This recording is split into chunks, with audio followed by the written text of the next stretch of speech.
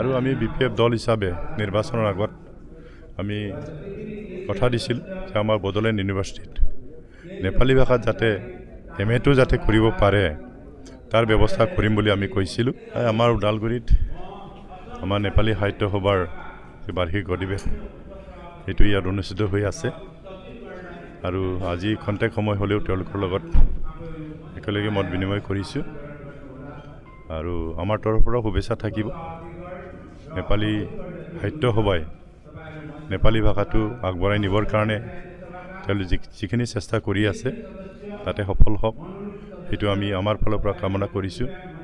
আৰু বিশেষভাৱে ইতিমধ্যে সভাত মোক তেওঁলোকে অনুৰোধ কৰিছে আৰু আমি বিপিএফ দল হিচাপে নিৰ্বাচনৰ আগত আমি কথা দিছিল যে আমাৰ বড়োলেণ্ড ইউনিভাৰ্চিটিত নেপালী ভাষাত যাতে MA যাতে কৰিব পাৰে তাৰ ব্যৱস্থা কৰিম বুলি আমি কৈছিলোঁ। আৰু ইতিমধ্যে আমি চৰকাৰ কৰাৰ পিছত এই বিষয়বস্তুলৈ আমি কথা পাতিছোঁ। আমাৰ বড়োলেণ্ড ইউনিভাৰ্চিটিৰ VCৰ লগতো আমি ইতিমধ্যে এই ক্ষেত্ৰত অলপ মত বিনিময় কৰিছোঁ আৰু আমি আশা কৰিছোঁ নেপালী ভাষা পঢ়িবৰ কাৰণে আমি বড়োলেণ্ড ইউনিভাৰ্চিটিত এই সুবিধাটো আমি কৰি দিব পাৰিম। আমি চেষ্টা কৰিম। আমিতো বিচাৰি আমি কথাও দিছোঁ, হয়তো সেইখিনি কৰিব যাওঁতে কিছুমান কামটো নিশ্চয় থাকিব, পোষ্ট চেংচন কৰিব লাগিব, কাৰণ আমি পোষ্ট চেংচন আমি কৰিব নোৱাৰোঁ।